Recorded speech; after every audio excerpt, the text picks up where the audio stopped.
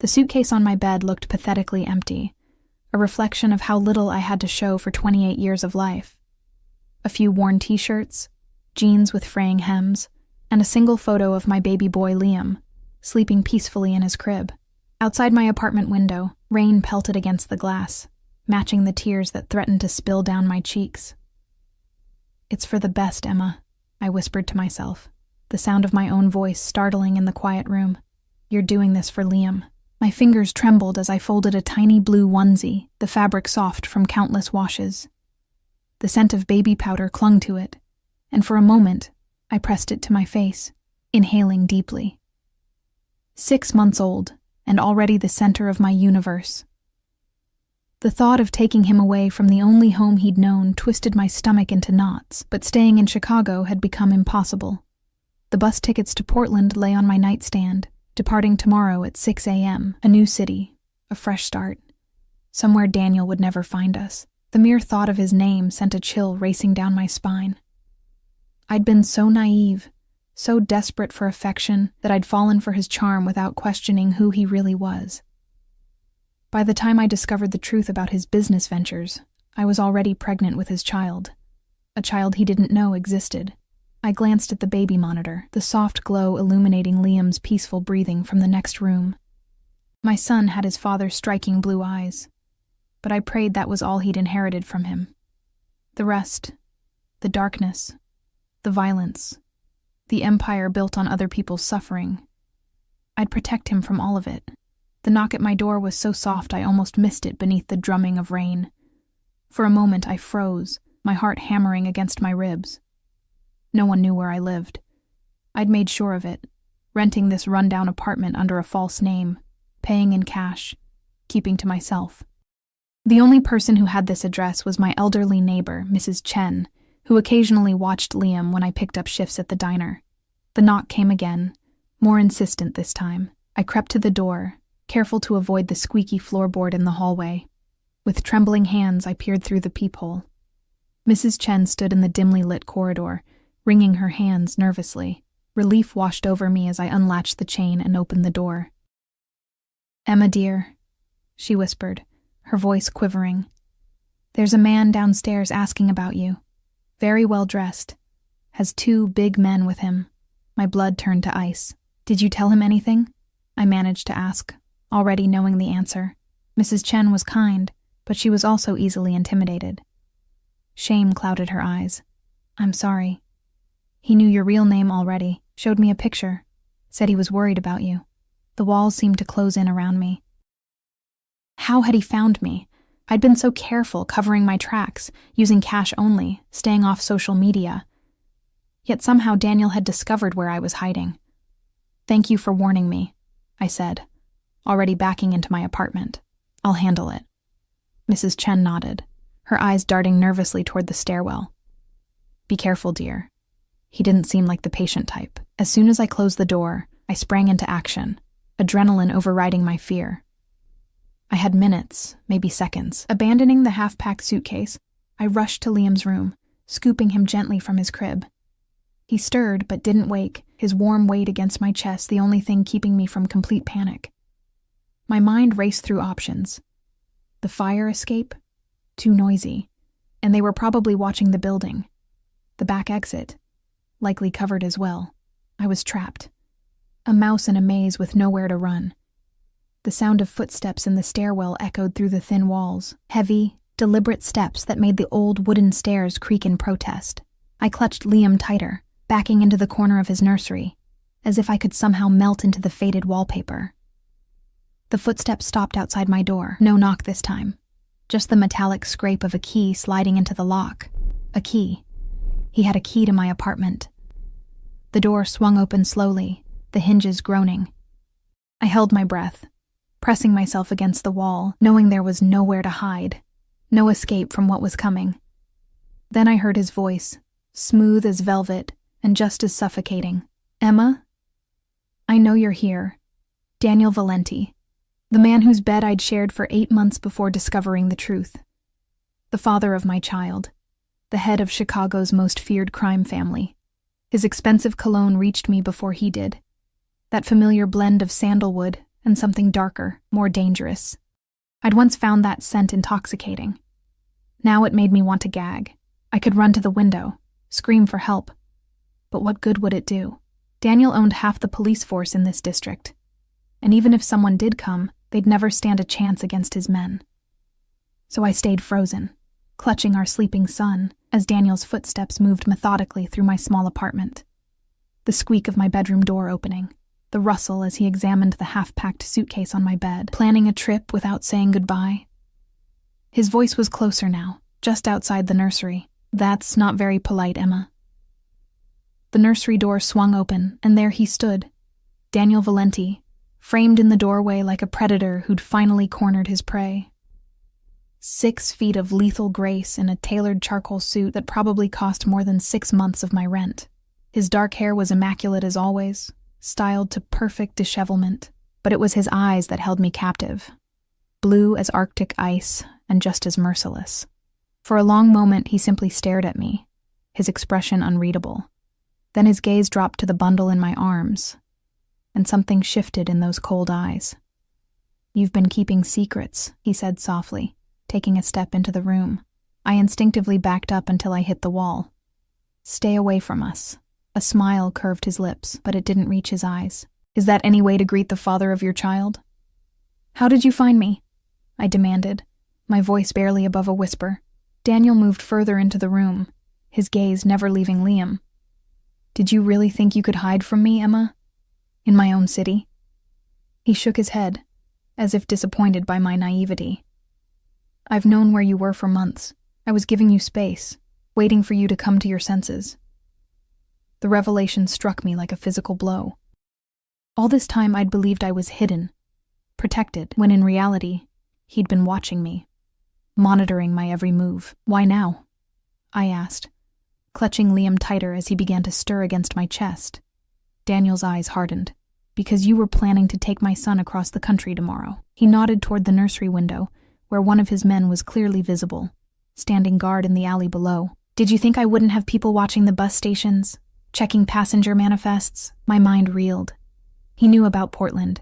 He knew about the bus tickets. The illusion of control I'd been clinging to crumbled completely.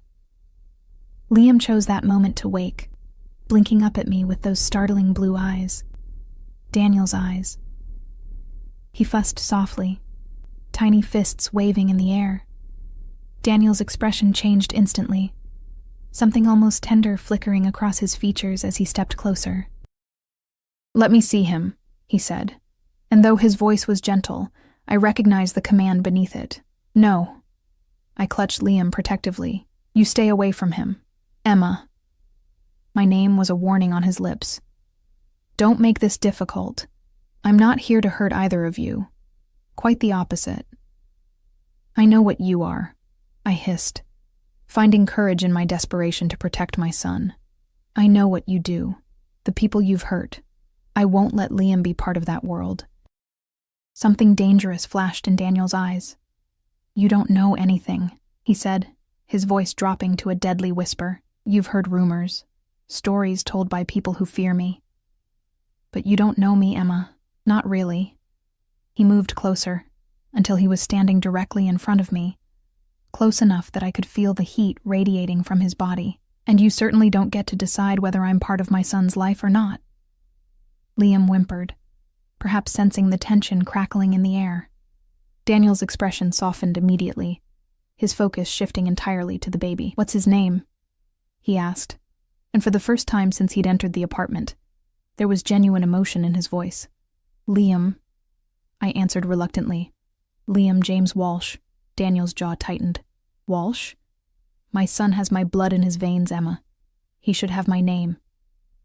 "He's not your son," I said, the words coming out more desperate than defiant. "You didn't want him.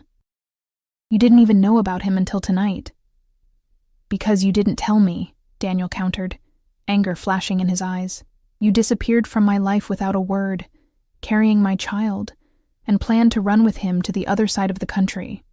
His voice was controlled, but I could hear the fury simmering beneath the surface.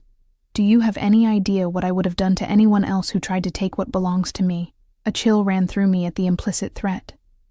"Is that what we are to you? Possessions? Daniel didn't answer immediately. Instead, he reached out slowly, giving me time to pull away, before gently touching Liam's cheek with one finger. The contrast was jarring, those deadly hands that I knew had ordered unspeakable things, now touching my baby with such reverence. "He has my eyes," Daniel murmured, a note of wonder in his voice.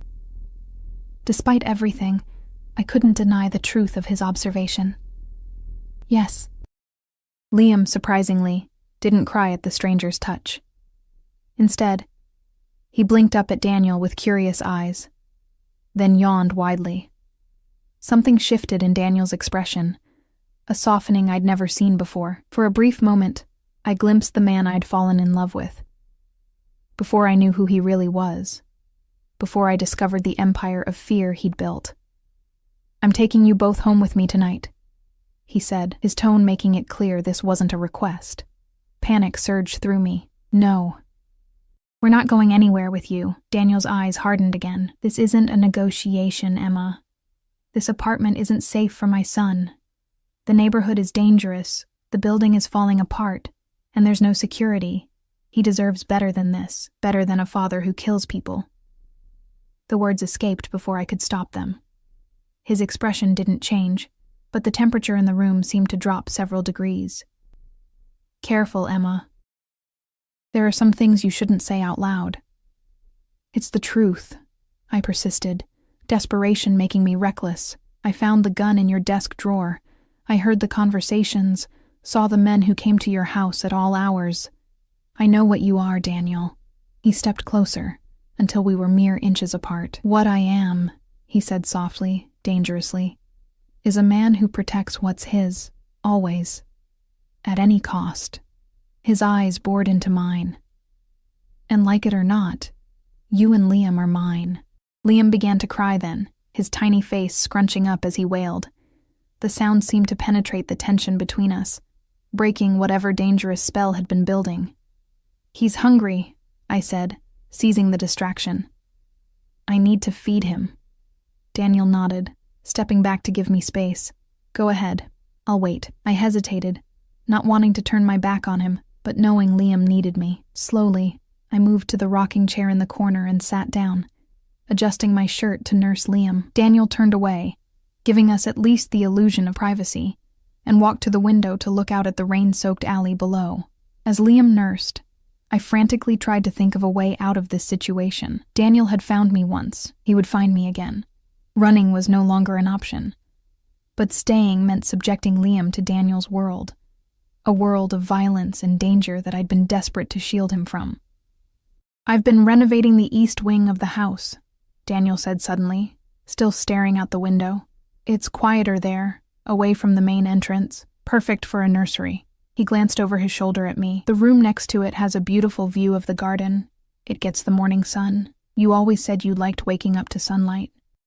The casual intimacy of his words, the reminder of a time when we'd shared not just a bed but our thoughts and preferences, sent an unwelcome shiver through me. It was easier to hate the cold-blooded crime boss than to remember the man who'd brought me coffee in bed and listened intently as I rambled about my dreams. "We're not moving in with you," I said, though my voice lacked conviction. Daniel turned fully to face me, leaning against the windowsill. "Yes, you are. Tonight. Pack what you need for a few days. I'll send someone for the rest tomorrow." "You can't just—" "I can," he interrupted, his voice soft but implacable. "And I will. You took 6 months of my son's life from me, Emma. I won't lose another day." Liam had finished nursing and was drifting back to sleep against my chest. I adjusted my clothing and stood, cradling him protectively. "And if I refuse?" Daniel's smile was cold. "Then I'll have my men pack for you." But I doubt Liam would enjoy that commotion. He moved toward the door. "You have 15 minutes. Bring whatever he needs for tonight. Diapers, formula, clothes. Don't bother with the rest. I'll buy it all new." As he turned to leave, his foot caught on something partially hidden beneath the changing table. He bent down and picked up a package of diapers that had fallen from the half-packed diaper bag I'd prepared for our journey. Daniel stared at the package for a long moment, his fingers running over the colorful cartoon characters on the front. When he looked up at me, his eyes held an emotion I couldn't quite name, something between rage and grief. "He's my son too, Emma," he said quietly, placing the diapers on the changing table with unexpected gentleness, whether you want to admit it or not. With that, he left the nursery, pulling the door partially closed behind him. Through the crack, I could see him speaking in low tones to one of his men who had materialized in my living room. I sank back into the rocking chair, Liam's warm weight against my chest, the only thing keeping me grounded. My carefully constructed escape plan had crumbled in minutes. Daniel had found us, claimed us, and in 15 minutes he would take us to his fortress-like mansion on the north side of the city. A prison, no matter how gilded, was still a prison. And I had just become Daniel Valenti's most precious prisoner. The ride to Daniel's mansion was silent, save for Liam's occasional coos from his car seat.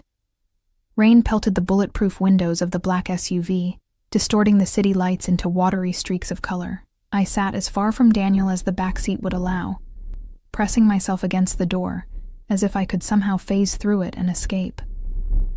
"He seems calm," Daniel remarked, his eyes fixed on Liam. "Most babies hate car rides." I said nothing, keeping my gaze on the passing streets, mentally mapping our journey. Not that it would help.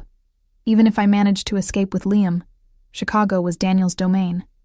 There wasn't a corner of this city where his influence didn't reach. "You should have told me, Emma." His voice was quiet, controlled, but I could hear the underlying current of anger. "You had no right to keep him from me." "And you had no right to lie to me about who you were," I countered, finally turning to face him. "You let me believe you were a legitimate businessman. You never mentioned that your import business involved drugs and guns, or that your conflict resolution meant people disappeared." Something dangerous flickered in his eyes. "Be very careful about what accusations you throw around." "Or what?" I challenged, recklessness born of desperation making me bold. "You'll make me disappear too?" Daniel's laugh was cold, humorless. "If I wanted to hurt you, Emma, I'd have done it the day you ran." He leaned closer, his voice dropping to a whisper. "But you're the mother of my child. That makes you untouchable. Even to me."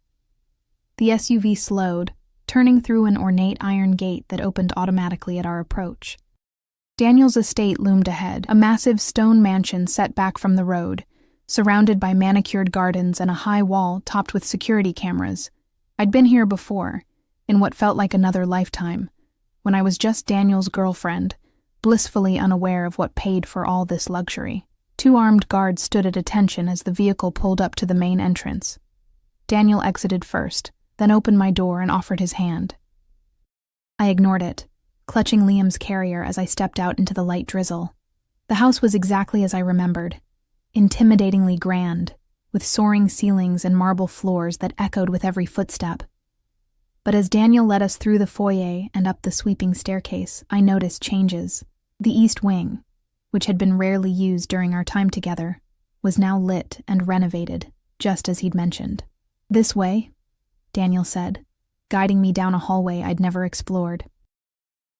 He pushed open a door to reveal a nursery that took my breath away. The room was perfect, a space designed with such care that it made my humble nursery in the apartment look pathetic in comparison. A handcrafted wooden crib stood in the center, draped with fine linens. A plush rocking chair sat beside a window overlooking the gardens. The walls were painted a soft blue-gray, adorned with tasteful artwork of sailing ships and woodland creatures. "When did you do this?" I asked, unable to hide my shock. Daniel set down the diaper bag he'd insisted on carrying. "I started renovations the day after I confirmed where you were living.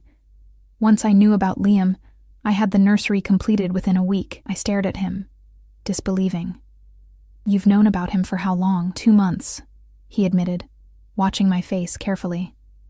"One of my men saw you at the pediatrician's office. I had your medical records pulled that same day." The violation of privacy should have angered me, but all I felt was a hollow ache in my chest. "So you've been watching us for 2 months, and you chose tonight to intervene? Why?" Daniel moved to the window, looking out at the rain-drenched gardens. "I was giving you time," he said quietly. "Time to come to me on your own. I thought—" He paused, his shoulders tensing. I thought you would eventually realize that he deserves to know his father. Or that you wanted to make sure he was actually yours before making a claim, I said bitterly. He turned, his eyes flashing with anger. I never doubted he was mine, not for a second. He moved toward me, stopping when I instinctively backed away. The timing, his eyes, everything about him screams Valenti. I knew from the first photo I saw. Liam stirred in his carrier, and I set it gently on the floor, unbuckling him and lifting him into my arms. He blinked sleepily, unaware of the tension surrounding him. "May I?" Daniel asked, extending his arms.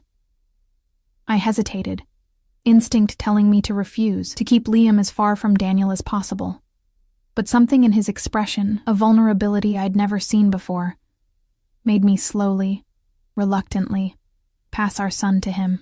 Daniel held Liam with surprising confidence, supporting his head and cradling him against his chest as if he'd done it 1,000 times. "Hello, Liam," he murmured, his voice softer than I'd ever heard it. "I'm your father." Liam stared up at Daniel with wide eyes, his tiny hand reaching up to touch Daniel's chin. Something twisted painfully in my chest at the sight. The undeniable connection between father and son, a bond I'd tried so desperately to prevent. "He's perfect," Daniel said, not taking his eyes off Liam. "Absolutely perfect. He needs consistency," I said, finding my voice. "A normal life. Not this." I gestured to our opulent surroundings, to the armed guards I knew patrolled the grounds. Daniel's expression hardened. "And what kind of life were you giving him in that rundown apartment? Working double shifts at a diner? Leaving him with an elderly neighbor? Barely making rent?" His voice was cutting. "Don't pretend this was about what's best for him. This was about keeping him from me." The accusation stung, partly because it contained a grain of truth. "I was protecting him," I insisted. "From what?" Daniel demanded, his voice rising slightly before he controlled it, conscious of the baby in his arms. "From a father who would give him everything? Security, education, opportunities you couldn't dream of providing on your own? From becoming like you," I whispered, the words hanging heavy in the air between us. Daniel went very still, his eyes locked on mine. For a moment I feared I'd pushed him too far. Then he looked down at Liam, who had fallen asleep against his chest, tiny fingers curled into the fabric of his expensive shirt. "I am what I had to become," he said finally, his voice low. "But Liam will have choices I never had." Before I could respond, there was a soft knock at the door. A woman entered, older, with silver-streaked dark hair and a kind but no-nonsense expression. I recognized her immediately. Maria, Daniel's housekeeper, who had been more of a mother to him than his own had ever been. "Everything is ready, Mr. Valenti," she said, her accent still thick despite decades in America. Her eyes fell on Liam, and her face softened. "So this is the little one. Maria." "You remember Emma," Daniel said, a subtle warning in his tone that this was not the time for questions. Maria nodded to me, her expression carefully neutral. "Of course." "Welcome back, Miss Walsh. Your room is prepared, adjoining the nursery as requested." My room. The words sent a chill through me. This wasn't a visit. It was a relocation. Permanent, if Daniel had his way. "Thank you," I managed, unsure what else to say. "I'll leave you to get settled," Maria said, backing toward the door. "Dinner will be ready whenever you wish to eat." Once she was gone, Daniel gently transferred the sleeping Liam back to my arms. "You must be exhausted," he said, studying my face with unsettling intensity. "Get some rest. We'll talk more tomorrow." He moved to leave, but I caught his arm, surprised by my own boldness. "Daniel, wait. I need to know. What happens now?" He covered my hand with his, the touch sending an unwelcome spark through me. "Now you both stay here, where I can protect you, where Liam can grow up with every advantage, knowing both his parents." "And if I don't want that?" I asked, needing to test the boundaries of my new cage. Daniel's smile didn't reach his eyes. "I think we both know that's not an option, Emma." He gently removed my hand from his arm. "This is your home now. The sooner you accept that, the happier we'll all be. With that," he left, closing the door quietly behind him. I stood in the center of the perfect nursery, my sleeping son in my arms, listening to the fading echo of Daniel's footsteps in the hallway. I moved to the window, looking out at the rain-slick gardens and the high stone wall beyond. Guards patrolled the perimeter, barely visible in the darkness, not to keep intruders out, I realized with a sinking heart, but to keep us in. Carefully, I laid Liam in his new crib, tucking the soft blanket around him. He stirred but didn't wake, his peaceful expression a stark contrast to the turmoil inside me. I trailed my fingers over the expensive wood of the crib, the hand-embroidered linens, all the things I could never have provided for him on my waitress salary. Was Daniel right? Had I been selfish, denying Liam a life of privilege out of fear and resentment? Or was I right to want to shield him from the violence and darkness that shadowed Daniel's world? I explored the adjoining room, my new prison cell. Luxurious as it was, a king-sized bed dominated the space, dressed in cream-colored linens that probably cost more than a month's rent at my apartment. Fresh flowers sat on the bedside table, their subtle fragrance filling the air. The bathroom was all marble and gold fixtures, with a tub large enough to swim in. Everything I could possibly need had been provided, right down to a closet already filled with clothes in my size. The thought of Daniel planning this, selecting these items for me, sent a shiver down my spine.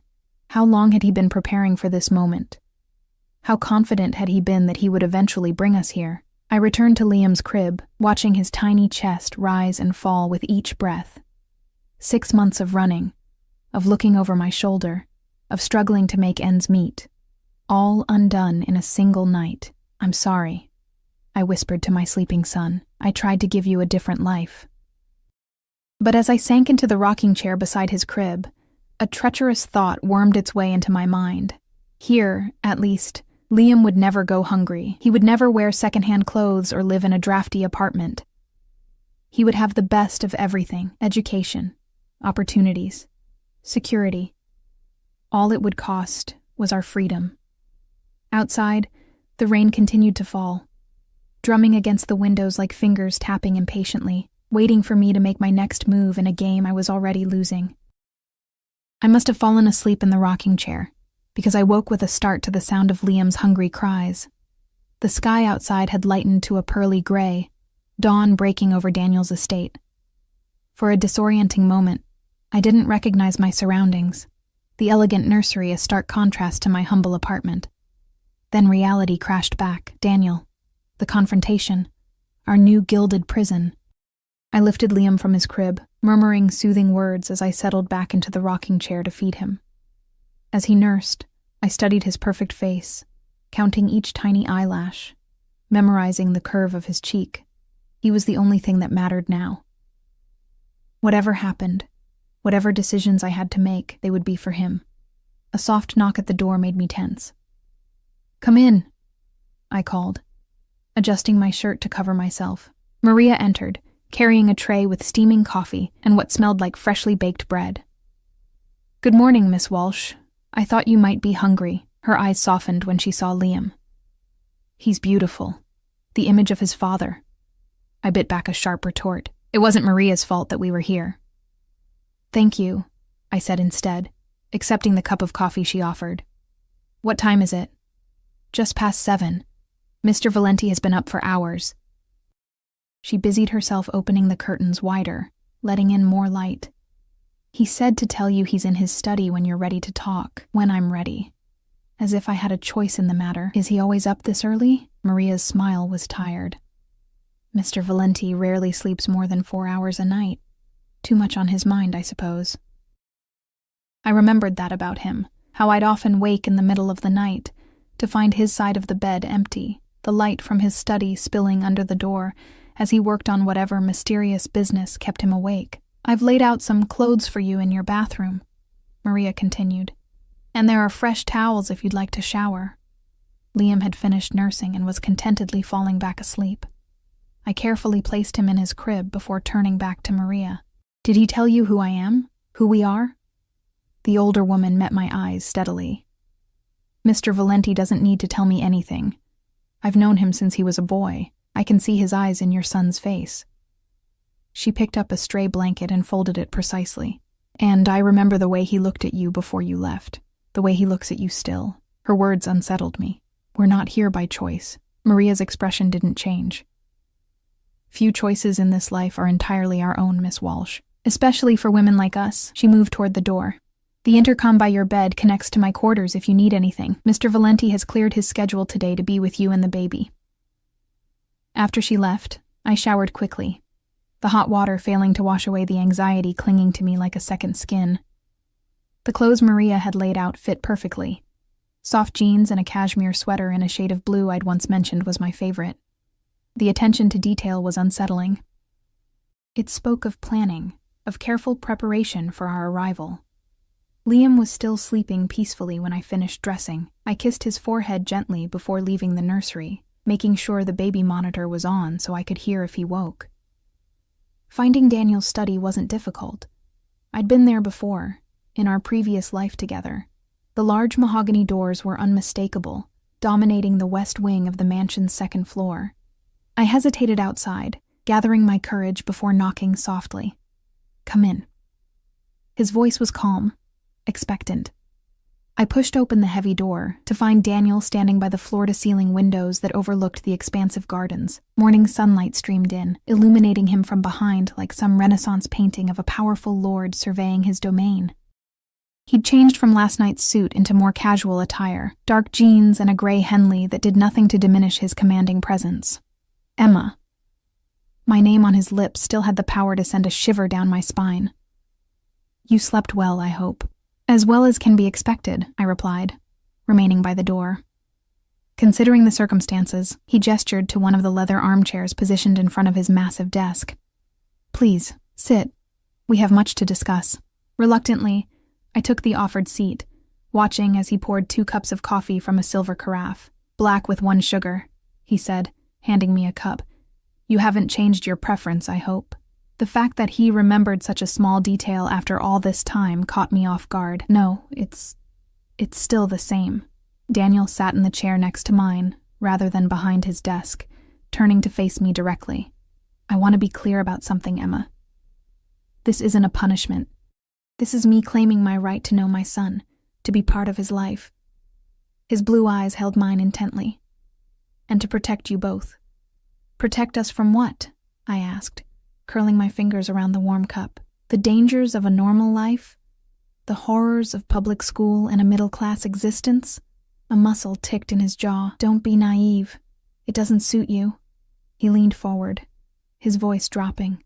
"My world has enemies, dangerous people who wouldn't hesitate to use my son, or you, against me. The moment Liam was conceived, he became a target. Whether you're with me or not." Ice slid down my spine at his words. "No one knew about him. I made sure of it. And yet I found you," Daniel countered smoothly. "If I could track you down, others could too. The difference is, I want to keep you safe. They would want to hurt you, to get to me." I set my coffee down, suddenly unable to stomach it. "So this is our life now, locked away in your fortress for our own protection?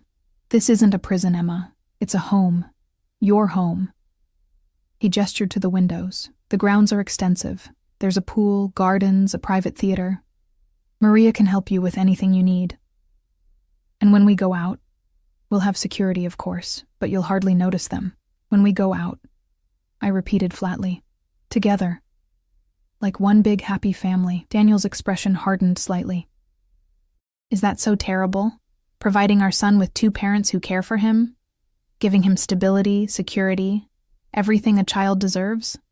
"Don't pretend this is just about Liam," I said, finding a thread of anger to cling to. "This is about control. It always has been with you." He set his own cup down with deliberate care. "You're right." The admission surprised me. This is partly about control. I can't control who targets my family, but I can control how well protected they are. His eyes locked with mine. "And yes, I want to control whether my son grows up knowing me or believing I abandoned him. Whether he has my name, my protection, my legacy." "Your legacy," I echoed bitterly. "Is that what you want for him, to follow in your footsteps, to become—" "Careful," he warned, his voice deceptively soft. I pushed on, recklessness fueling me. "To become what, Daniel?" A criminal? A killer? Is that the legacy you're so eager to pass on? In one fluid motion, he was on his feet, towering over me. My family has built something that has lasted for generations. Power, respect, influence. Yes, sometimes through means you find distasteful, but I protect what's mine, always. His eyes blazed with intensity. I would burn this city to the ground before I let anyone harm a hair on my son's head. Or yours. The vehemence in his voice should have frightened me. Instead, I found myself rising to meet him, refusing to be intimidated. And what about the harm that comes from growing up in this world? The moral cost? The danger that follows him every day of his life because of who his father is? As opposed to what? Daniel countered. Growing up in poverty? Struggling for every opportunity? Never knowing his father because his mother decided he was better off without me in his life? He stepped closer, until I could feel the heat radiating from his body. You had no right, Emma. No right to make that decision alone. I had every right, I insisted, my voice rising despite my efforts to stay calm. I'm his mother. I was protecting him. From me. The hurt in his voice was so raw, so unexpected, that it momentarily silenced me. You were protecting him from me. His father. Before I could respond, a small cry came through the baby monitor sitting on Daniel's desk. Liam was awake. The tension in the room deflated slightly at the sound. I need to go to him, I said, already moving toward the door. We'll continue this discussion later, Daniel said, his voice controlled once more. But make no mistake, Emma. You and Liam are staying here. That's non-negotiable. I paused at the door, looking back at him. And if I try to leave, something dangerous flickered in his eyes. Don't. The simple word carried more threat than any elaborate warning could have.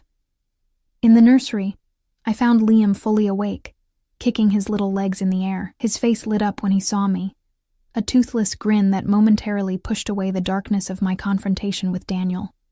Good morning, my love, I murmured, lifting him into my arms. Did you sleep well in your fancy new crib? As I changed his diaper, I heard footsteps approaching. Daniel appeared in the doorway, watching us with an unreadable expression. May I come in? He asked, a formality that seemed at odds with his earlier declarations of ownership. I nodded stiffly, focusing on dressing Liam in one of the new outfits that had mysteriously appeared in his dresser overnight. Daniel approached slowly, as if afraid of startling us. I thought perhaps we could have breakfast together, as a family. The last word held a weight, a significance that hung in the air between us. Family, I repeated, testing the word. Is that what we are? It's what we should be, he replied, his gaze fixed on Liam. It's what I want us to be. I looked up at him. Really looked, trying to reconcile the dangerous man I knew he was with the father he was trying to become. And what happens when your business interferes with family time, when someone needs to be dealt with during Liam's birthday party? Daniel's jaw tightened. My personal life and my business are separate matters. Are they? Because from where I'm standing, they seem inextricably linked. I lifted Liam into my arms, holding him close. Your world is violent, Daniel. Dangerous. How can you bring a child into that? My father brought me into it, he said quietly. My grandfather brought him into it. The cycle goes back generations. And look how well that turned out, I countered. Something flashed in his eyes, pain, or perhaps rage quickly suppressed. I am not my father, he said, each word carefully enunciated, and Liam will never experience what I did growing up. Never. There was such vehemence in his voice, such absolute certainty, that I found myself momentarily without a retort. I'd never heard Daniel speak of his childhood, beyond vague references to a strict upbringing. But the intensity in his eyes hinted at wounds that ran deeper than I'd imagined. Daniel, breakfast is ready when you are, he interrupted, clearly unwilling to continue that line of conversation. Maria has prepared everything in the garden room. It's a beautiful morning, and I thought Liam might enjoy seeing the flowers. The sudden shift to domestic normalcy was jarring. This man, who minutes ago had essentially threatened me if I tried to leave, was now calmly discussing breakfast plans as if we were any normal family. But we weren't normal. We would never be normal, and the sooner I accepted that reality, the better equipped I would be to navigate this new life, to find the cracks in my gilded cage, to protect Liam from the darkness of his father's world. "We'll be down shortly," I said, my tone deliberately neutral. Daniel nodded, reaching out to gently touch Liam's cheek before turning to leave. At the door, he paused, looking back at me with an expression I couldn't quite decipher. "I meant what I said, Emma. I want us to be a family, a real family." His voice softened. "I know you don't trust me. You have reasons not to, but for Liam's sake, for all our sakes, I hope that can change." The garden room was a space I'd never seen during my time with Daniel before. A recent addition, with glass walls that created the illusion of dining directly among the manicured grounds. Morning sunlight streamed through, casting everything in a golden glow that felt mockingly cheerful given my circumstances. Maria had outdone herself with breakfast. The table was laden with fresh fruit, pastries, eggs prepared 3 different ways, and a carafe of orange juice that smelled freshly squeezed. It was the kind of spread you'd see in a luxury hotel, not a private home, even one as grand as this. I settled Liam into a high-end baby seat that had mysteriously appeared, complete with toys dangling at the perfect height for his curious fingers. Everything I could possibly need for him was already here, as if Daniel had been collecting baby items for months, waiting for the moment he could bring us home. "This is excessive," I said, gesturing at the elaborate spread as Daniel pulled out my chair. He took the seat opposite mine, his movements precise and controlled. "I wanted your first morning here to be special." "Special," I echoed, serving myself a small portion of eggs mostly to have something to do with my hands. "Is that what you call being forced to live somewhere against your will?" Daniel's expression didn't change, but I saw his knuckles whiten slightly around his coffee cup. "You make it sound like I've locked you in a dungeon, Emma. Look around you." He gestured to the sunlit garden beyond the glass. "This is hardly a prison. A gilded cage is still a cage," I countered, though the fight had gone out of my voice. I was exhausted, emotionally, physically, and the battle seemed pointless in the face of his absolute control. "You know," Daniel said, watching me over the rim of his cup, "many women would be grateful for this life. Security, luxury, a father who wants to be involved with his child. Many women haven't seen what I've seen," I replied quietly. "Haven't heard what I've heard." His eyes narrowed slightly. "And what exactly do you think you've seen, Emma?" I set my fork down carefully. 3 men came to your house late one night when you thought I was asleep. They brought someone with them, a man with a bag over his head. You took him to the basement. I met Daniel's gaze steadily. He never came back up. Daniel didn't flinch, didn't look away. "And you assume the worst." "What else should I assume?"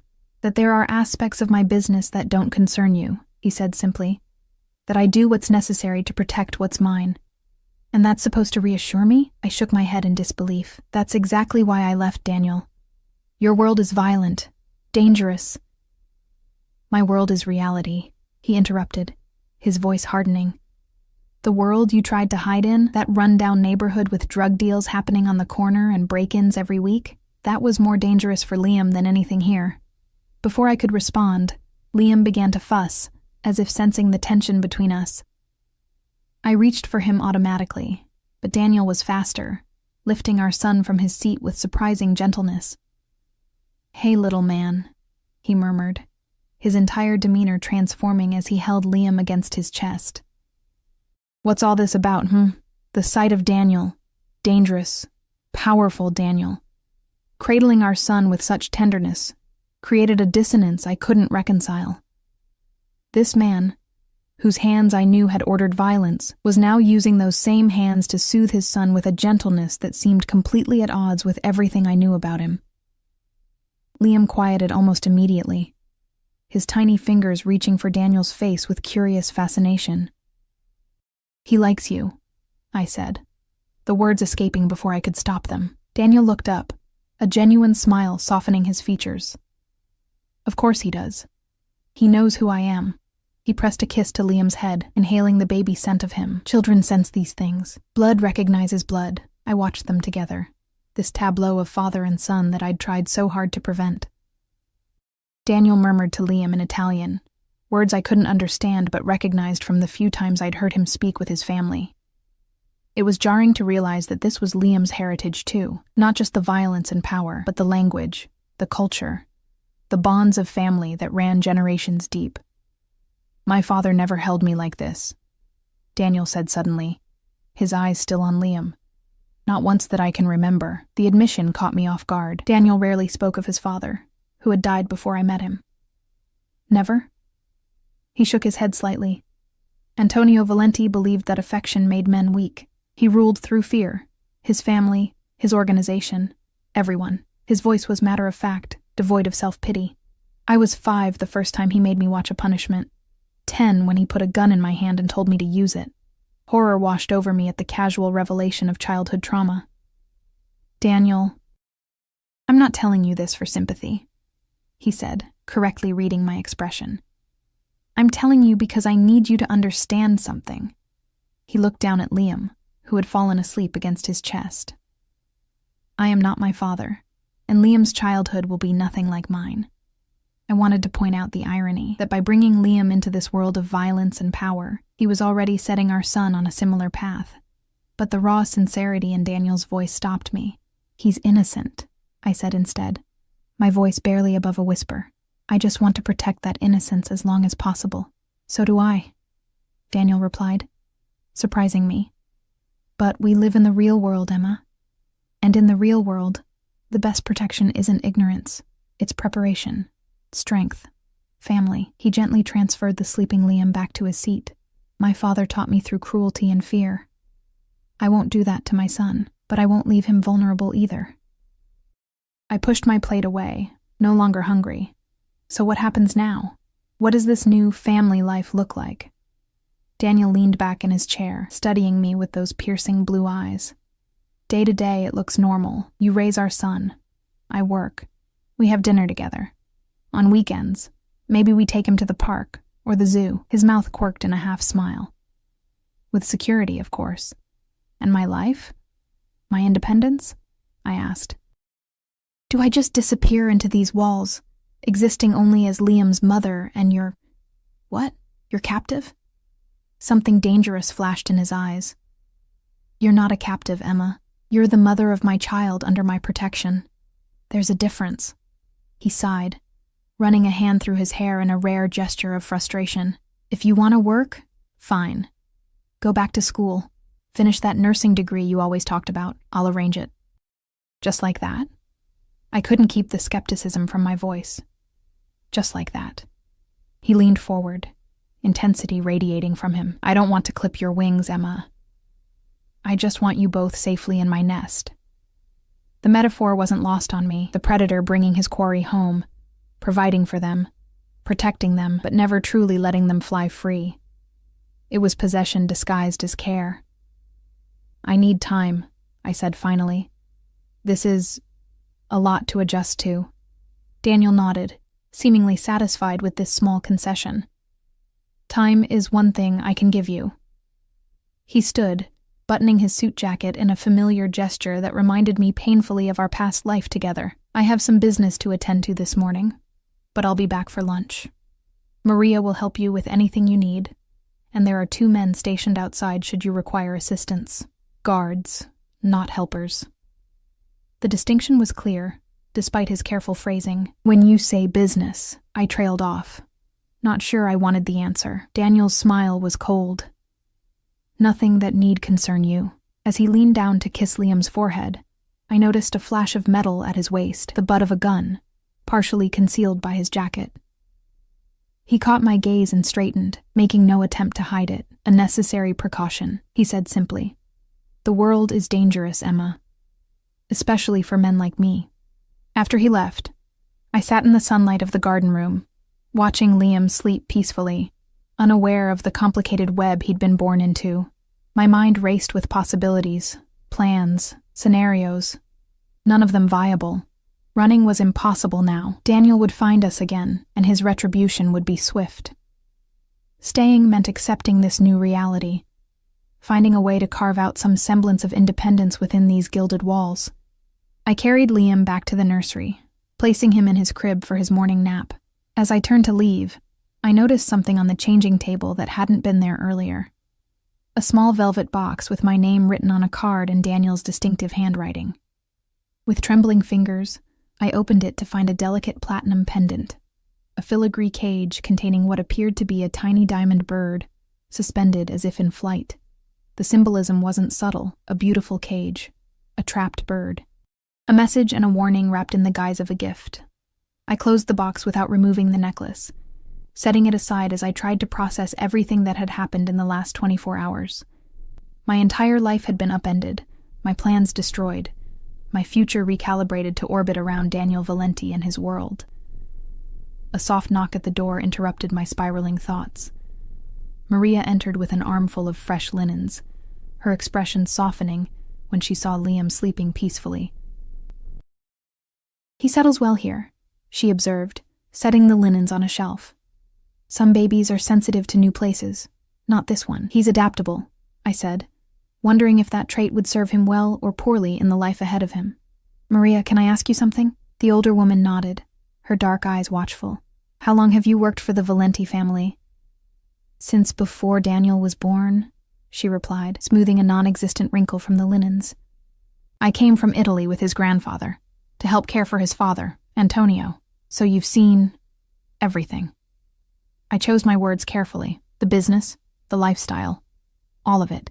Maria's expression remained neutral, but her eyes held a wealth of understanding. "I have seen 3 generations of Valenti men, yes, the good and the bad. And Daniel?" I pressed. "What kind of man is he, really, beyond what I've seen?" She was quiet for a long moment, as if weighing her response carefully. "Mr. Valenti is not his father," she said finally. "Thank God for that. Antonio was cruel, cold. He saw weakness as something to be punished, not protected." She glanced at Liam, her expression softening. "Daniel has his father's strength, his determination, but not his cruelty. He protects what he loves, fiercely. Sometimes too fiercely. Is that supposed to reassure me?" I asked, unable to keep the bitterness from my voice. Maria looked at me directly, her gaze unflinching. "In this world, Miss Walsh, there are no guarantees, only choices between difficult paths." She moved toward the door, pausing before she left. "But I will tell you this. I have never seen Daniel look at anyone the way he looks at you and that child. Whatever else he is, whatever else he does, that love is real." After she was gone, I sat in the rocking chair by Liam's crib, Maria's words echoing in my mind. Love. Was that what this was? This possessive, controlling behavior that Daniel called protection? I thought back to our time together before I knew the truth, the tenderness he'd shown me, the way he'd listened when I talked about my dreams, the rare moments of vulnerability when he'd let his guard down completely. Had that been real, or just another facet of his manipulation? And even if it had been real, could love exist alongside the darkness I knew lived within him? Could I learn to accept both sides of him? For Liam's sake? For my own? The question swirled in my mind, unanswerable.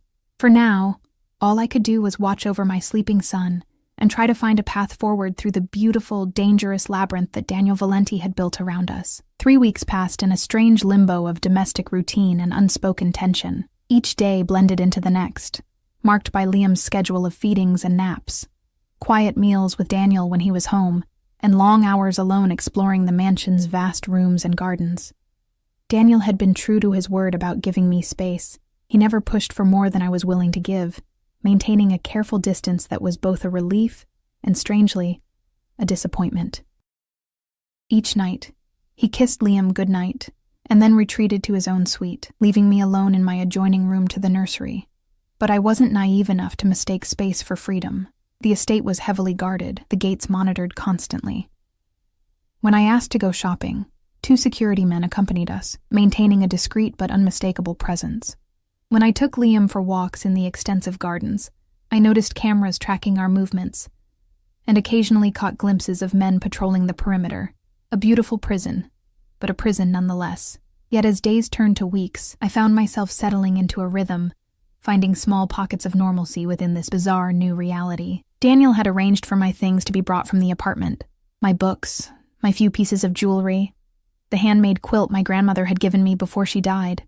These familiar objects helped anchor me, reminders of who I was beyond Daniel Valenti's woman or Liam's mother. I was arranging these books on a shelf in my room when Daniel appeared in the doorway, watching me with those intense blue eyes. "May I come in?" he asked, always careful to respect the boundaries of my space. I nodded, shelving the last book before turning to face him. He looked tired, I realized. The past weeks had etched new lines around his eyes, a tightness in his jaw that hadn't been there before.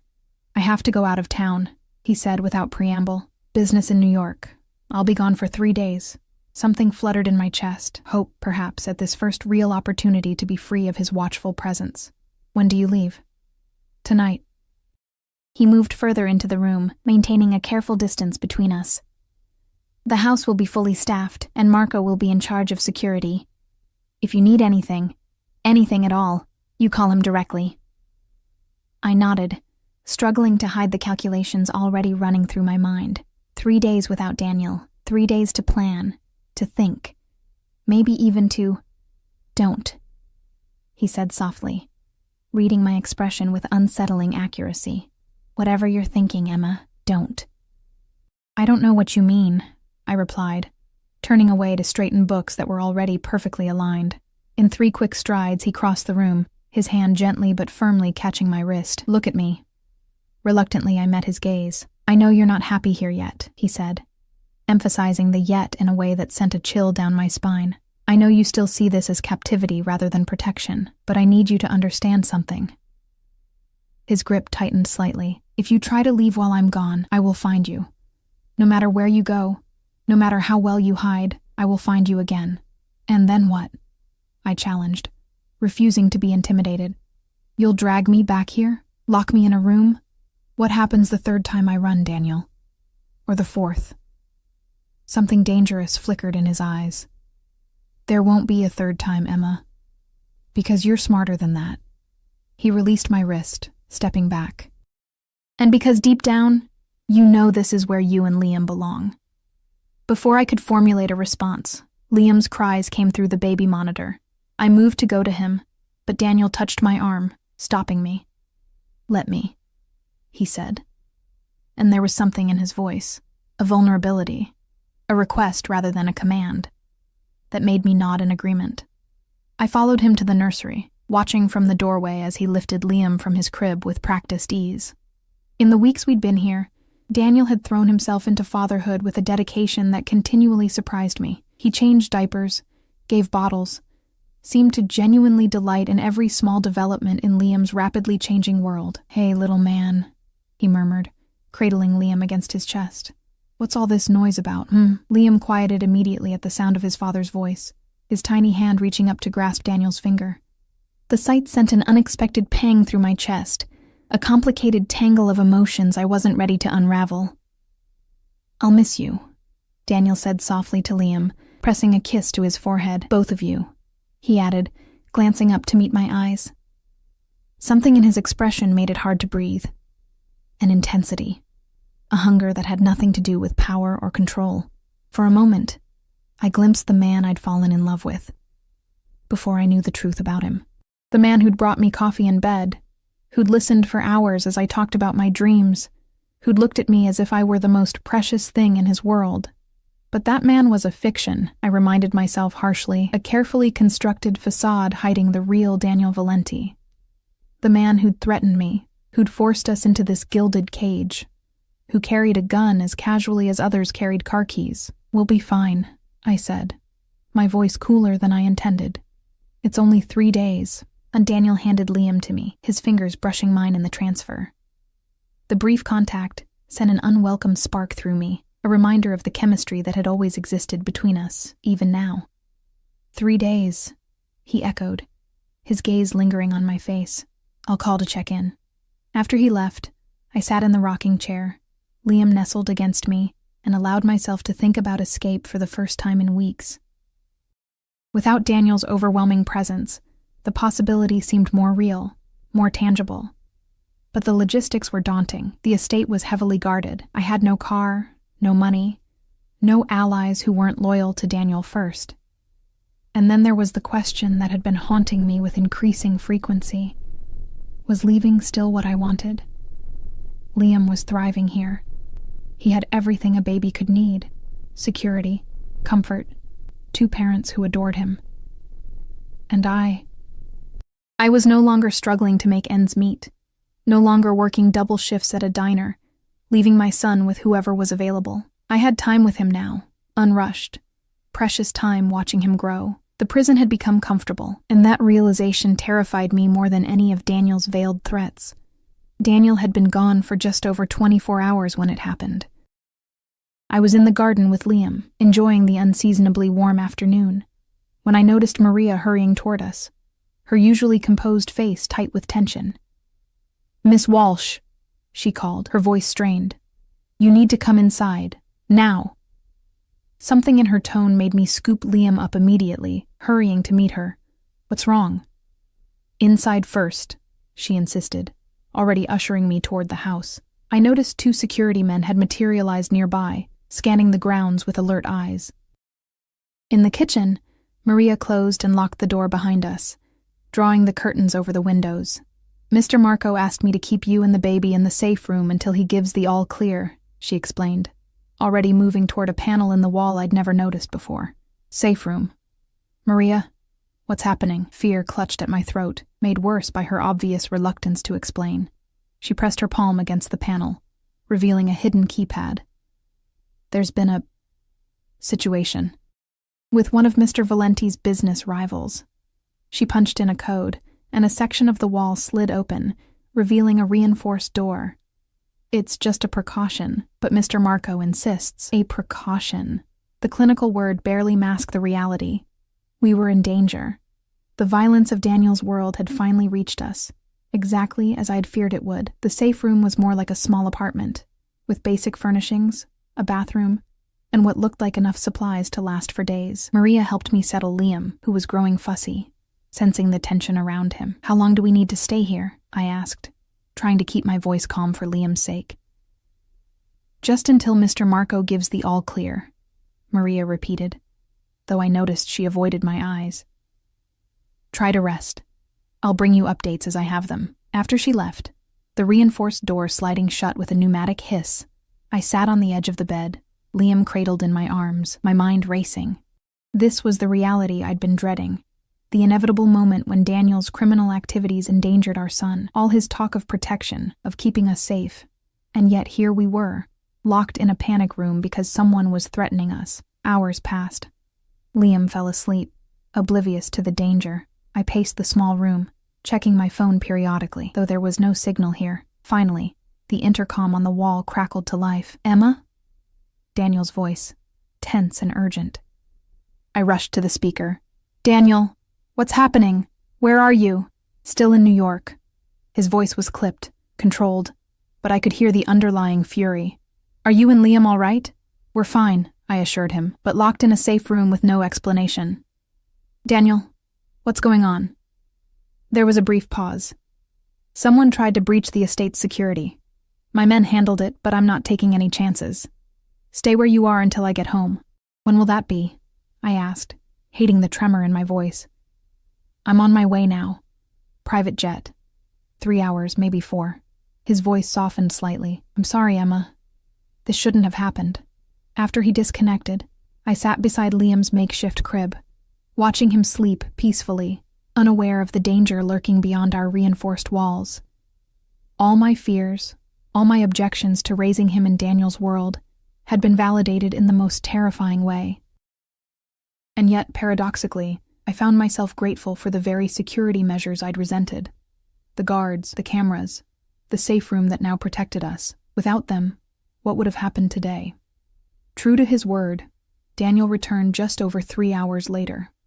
When the safe room door opened, he stood there, still in his travel clothes, his face haggard with worry and rage barely held in check. "Emma," he breathed, crossing the room in 3 long strides and pulling me into his arms. I should have resisted, should have maintained the careful distance I'd established between us. Instead, I found myself melting against him, the fear of the past hours dissolving in the solid strength of his embrace. "Are you hurt?" he demanded, pulling back to examine my face. "Either of you?" "We're fine," I assured him, surprised by the tremor in my voice. "Just scared." "Daniel, what happened? Who tried to get in?" His expression darkened. "Men working for Alexei Baranov. A Russian who's been trying to move into my territory for months. And did your men—" I couldn't bring myself to finish the question. Daniel's eyes met mine unflinchingly. "2 of Baranov's men won't be reporting back to him.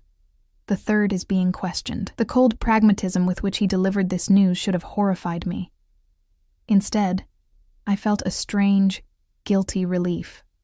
These men had come for us, for my baby, and they had been stopped, permanently. Was this because of us? I asked quietly. Were they targeting Liam and me specifically? Daniel's jaw tightened. Yes. Baranov thought if he could get to you, he could control me. His hands clenched into fists at his sides. He was wrong. I moved to Liam's crib, watching his peaceful sleep, untouched by the violence that had swirled around him. "This is what I was afraid of," I whispered. "This is why I ran." Daniel came to stand beside me, his presence both comforting and intimidating. "And yet, if you had been anywhere else, that apartment, some anonymous town across the country, you wouldn't have had 20 armed men protecting you. You wouldn't have had a safe room to retreat to." His voice dropped lower. "You and Liam would be gone, and I would have lost everything." The raw honesty in his voice made me look up at him. For the first time, I saw past the powerful facade to the vulnerability beneath. The genuine fear at the thought of losing us. "What happens now?" I asked.